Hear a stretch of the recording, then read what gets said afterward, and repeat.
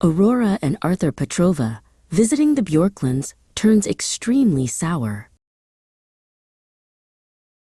The Sunday sun sinks slowly over Springfield Street so wide, where diverse cultures and vibrant lives all flourish side by side. It's February 11th, 2018, a chilly winter day. As the Petrovas leave church, their hearts prepared to pray.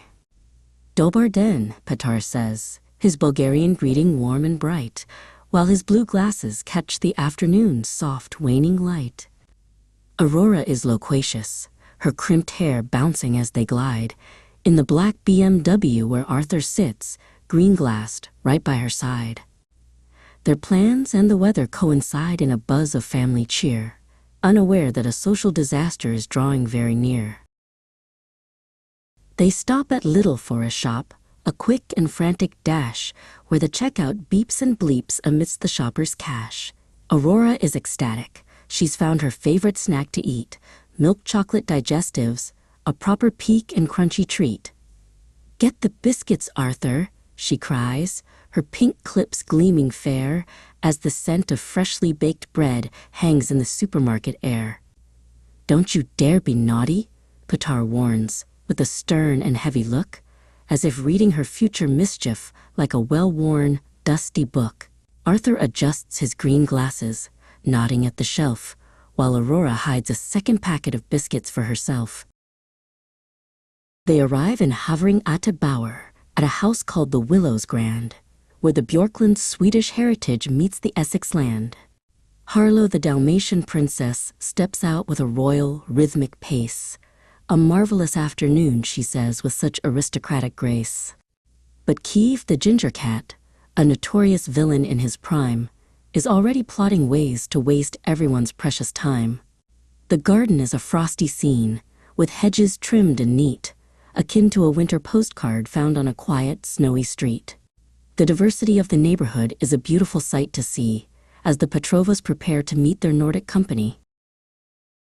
"Välkommen," Ariana cries, opening the front door wide, inviting the Petrova family to the warmth that waits inside. The hallway is a complement of styles, both Swedish and Bulgarian too, with wooden carvings and woven rugs of every single hue.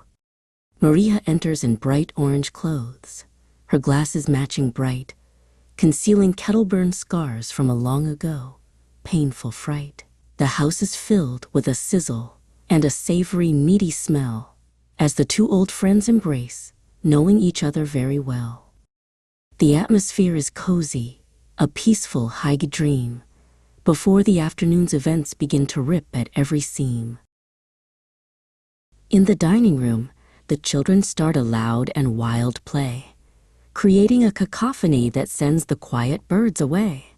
Arthur and young Gabriella, in her glasses of deep purple hue, are racing toy cars on the rug, as children often do. "I'm winning," Arthur shouts, his green glasses slipping down his nose, while Gabriella laughs and cheers, striking a triumphant pose.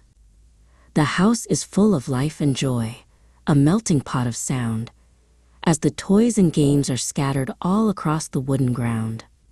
Suri watches from the doorway, a smile upon his face, as the ethnic richness of their friends fills up the happy space. Lunch is served, a beef lasagna steaming hot and rich, but Petar finds a seating plan that starts a tiny itch. He wants the head of the table, giving it some proper large, attempting, in his stubborn way, to prove that he's in charge. This move is irate and bold, and it begins to mar the mood, as Suri stares in disbelief at behavior quite so rude. "This seat is mine," Suri says, his voice a low and steady thrum, as the tension at the table makes the other guests grow numb. The lasagna sits forgotten, its cheesy top a golden crust, while the friendship of the fathers begins to turn to dust. After the main course is cleared, a princess cake appears, a princess starta, green and sweet, to calm the adults' fears. Ariana serves the slices with a reluctant, weary hand, hoping the sugar might restore the peace they'd carefully planned. Little Marius is hungry, only 4.5 years old, watching the cake with wide eyes as the story starts to unfold. The cake is soft and creamy, a Swedish treasure on a plate, but Petar's earlier grumbling has sealed their heavy fate. He eats in moody silence, his blue glasses fixed upon his fork, refusing to participate in any light or friendly talk. The children move to the lounge where the skybox glows in blue as the bicker over what to watch begins to brew and stew. Aurora grabs the remote control with a quick and greedy hand, issuing her orders like a queen across the land. "I want channel 615, she cries with incessant shrill delight, ready to defend her choice and start a television fight. Kiev the cat watches from the rug, his tail a flicking flame, knowing that Aurora's greed is the heart of today's game. She is a most unpleasant child, the ginger cat thinks aloud, watching the dark shadows of a tantrum form a heavy cloud. She finds Ben and Holly's little kingdom on the screen, but Maria's reaction is the swiftest they have ever seen. "No magic in this house," she shouts, her orange glasses all aglow. "We prohibit such enchantments, as you very well should know." The sight of wands and spells begins to incense Maria's mind. For a more unchristian program she simply could not find. Aurora huffs and puffs, her fake fringe trembling with her rage, like a fierce and angry lion trapped inside a golden cage. "It's just a cartoon, Mum," she yells, her voice a piercing sting, refusing to acknowledge the trouble that her choices bring. To exacerbate the situation, Aurora makes a change, selecting Dora the Explorer within the on-demand range. But Marius starts to whimper, for he fears the map and bag, and his interest in the show begins to dramatically flag. The boy begins to weep, his tears a sudden salty flood, as the atmosphere in the room turns into thick and heavy mud. The wailing of the toddler begins to add fuel to the fire, as Aurora's patience for the boy begins to quickly tire. The peace of the Björklunds' home begins to deteriorate fast, as everyone realizes the friendly vibes will never last. In an erratic burst of anger, Aurora's hand begins to fly, as the peril of her temper makes the young boy start to cry. She reaches out and scratches Marius across his tender face, leaving 6 red marks of shame in that bright and happy place. It is a sharp retaliation for the noise that he has made, as the light of the winter afternoon begins to slowly fade. Ariana rushes over, her heart a heavy, thumping lead, seeing the angry red scratches on her little boy's head. "What have you done?" she whispers, her voice a trembling sound, while Aurora stands in silence, staring firmly at the ground. "I didn't do nothin'," Aurora lies, her voice a sharp and nasty hiss. He's a right mug for crying at a little thing like this. To add insult to injury, she screams the forbidden F-word loud, shocking every person in the stunned and silent crowd. Arthur stares at his sister, his green glasses wide with fear.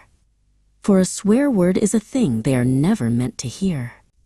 They've caught her red-handed, but she refuses to repent, as the last of her parents' patience is finally, fully spent. The oxymoron of a quiet scream fills the hallway air as the Petrovas look on in a state of utter despair. "Out of my house!" Suri roars, his face a livid shade of red. "Take your daughter and your biscuits and go home to your own bed!" He is irate and finished with the Petrovas' bad grace, wanting every one of them to leave his peaceful place. The Petrovas are alienated, their friendship now a ghost, as they are ushered to the door by their angry, wounded host. Aurora feels crestfallen as they trudge out to the car, knowing she has pushed her bad behavior much too far. The sky is now a charcoal gray, a dire and heavy sight, as they walk to the BMW in the fading afternoon light. Inside the car, the engine starts with a low and angry growl, as Petar's face is twisted in a dark and dangerous scowl. He is irate beyond belief at the shame they've had to bear. and the scent of cold resentment fills the winter cabin air. He reaches back and slaps Aurora, a sharp and sudden sound that makes the girl's head spin and her heart begins to pound. He accidentally pulls her ear as he turns back to the wheel, reflecting the immense frustration that he's forced to feel. "That was bang out of order," he shouts with a voice of fire, as the family's reputation falls into a deep and muddy mire. They drive through South Woodford, where the lights are beginning to glow, a vibrant neighborhood where all the different families go. The car ride is monotonous, a long and silent trek, as the weight of the afternoon hangs around every person's neck. They stop at the Chowdhury's, a house of bricks and climbing vines, where the diversity of the London streets beautifully aligns. Harlow the Dalmatian looks out with a sad and mournful eye, watching the busy, colorful world as it passes them by. Cruel kindness is a burden, the dog reflects with a sigh, looking up at the stars appearing in the dark and velvet sky. Arthur runs to the front door, the winter hat held in his grip, careful not to let the soft and knitted fabric start to slip.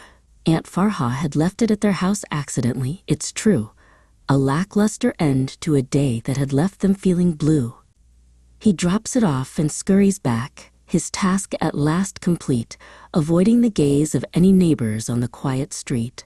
"Sordid," Arthur mutters as he climbs back in the car, knowing that home is now fortunately not very far. Mariha watches him from her seat, her orange glasses dim, feeling the exhaustion of the day in every tired limb. At 33 Falmouth Road, the penultimate journey ends, far away from the Björklunds and their once beloved friends. The house is cold and quiet as they step inside the hall, with the shadow of Aurora's actions hanging over them all.